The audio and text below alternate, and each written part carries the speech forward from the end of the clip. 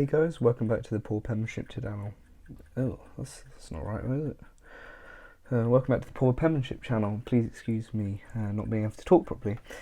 So today we're going to do a review of the Parker 51. Now, a very iconic, very awesome pen. I also have a mechanical pencil with the same design to go along with it. I'm going to do a review of the pen, but then I'm going to do a review of the mechanical pencil.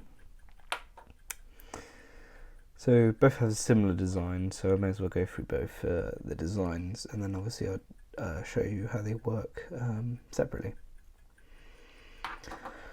So the cap has a interesting, I believe that's celluloid, but I'm not entirely sure of the material up there. It's called a jewel, it's termed that, but it's not actually. I believe it's some sort of plastic or something on the top, which is very cool. I like that. The clip ring there, kind of how the clip fits on. Obviously a Parker arrow, gold filled.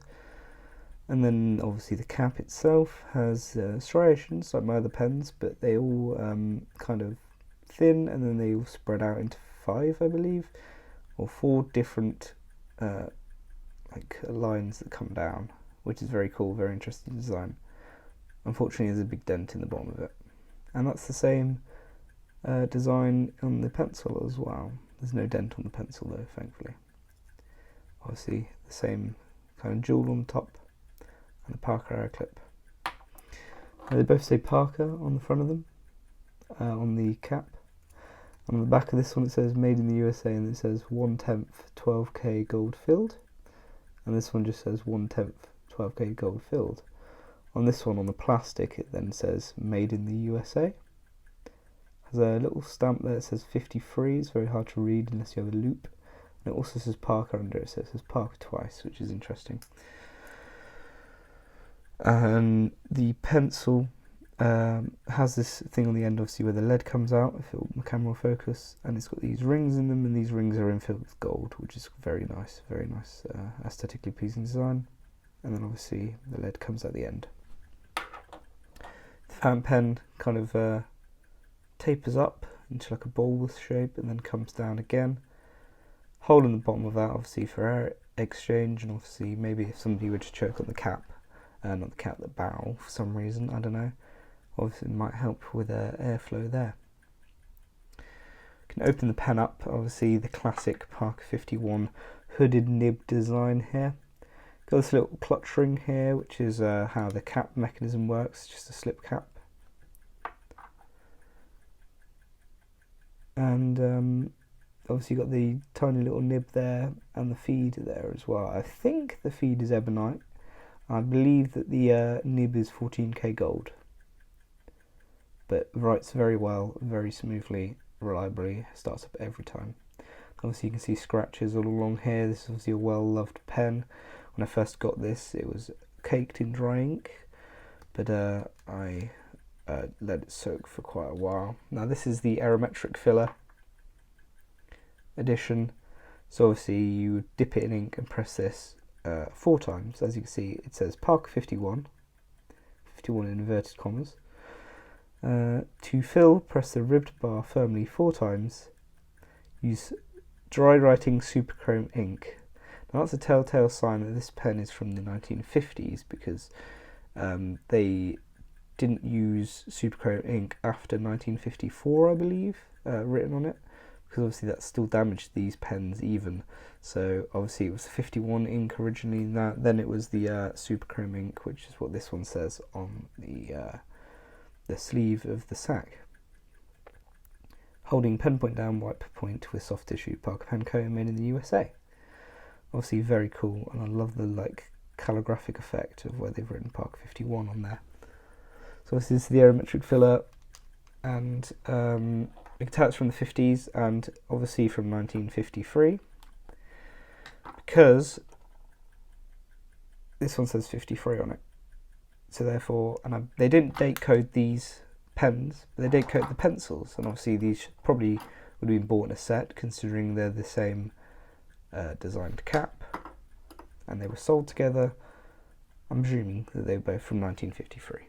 Which is awesome. I love that kind of thing, and they both still work perfectly. So I've shown the bit of the pen, and now here's the bit of the pencil.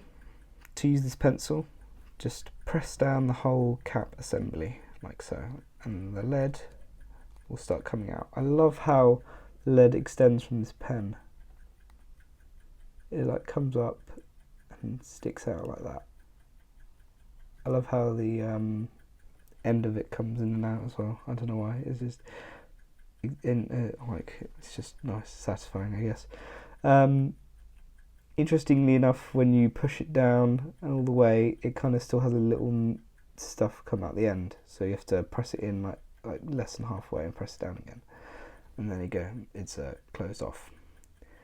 This is quite tight, but this is removable. Obviously, how you access the eraser, which is very old and obviously doesn't work because it's from the 1950s.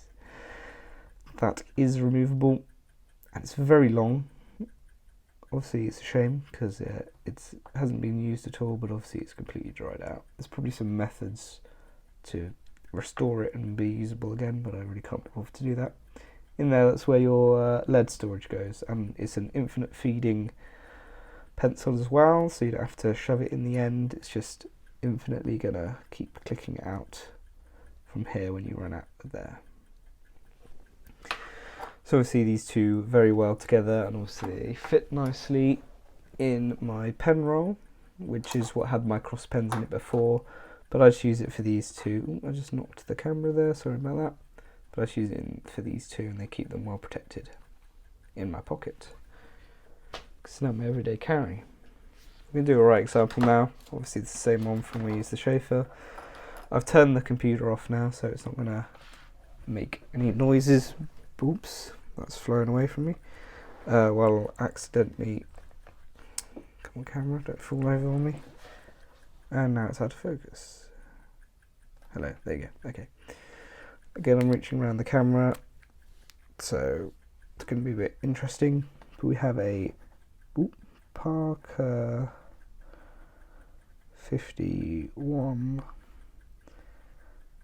Fountain pen. These don't have nib designations, but it looks very similar to the medium nib of that, even though I swear this was a fine, but I'm going to say fine to medium, depending on what paper you're writing with. This is just Parker Quink Black from the bottle. I thought it was quite fitting to use Parker Quink in a Parker pen, and obviously it tells you to use Parker Superchrome, but obviously that doesn't exist, so I'll just use Parker Quink instead. I believe this is a 14 karat gold nib as well, but I'm not entirely sure. That's a D, not a B. Writes very smoothly again, very juicy, very wet, no skipping at all, no hard starts, absolutely perfect. Obviously, as it should be, considering it's from a time when ballpoints didn't even exist, or just about to come into market around this time. So I'm glad that it works well, otherwise what else would it be? So that's the pen, very nice, very awesome to write with, and obviously I've got the mechanical pencil which you can inject several times to get the lead out. I'll just go for the writing sample here. You probably can't see that because of the glare, because it's crappy lighting conditions, I know. Parker 51 mechanical pencil, and obviously that's a pencil, so it does whatever a pencil is supposed to do, considering it obviously wears down flat spots depending how you write, and obviously if you rotate it, different things will get different lengths, obviously depending on how high you use it.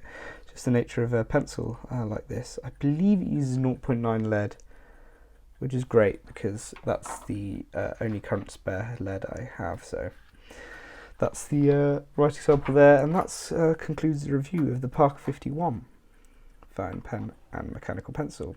I do hope you've enjoyed this video and it's been useful to you.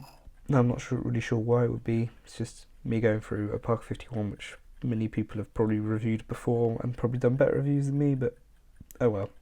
I just wanted to do this for no reason at all. So you go, Parker 51. Hope you enjoyed if you did make it this far, and I'll see you in the next video. Bye.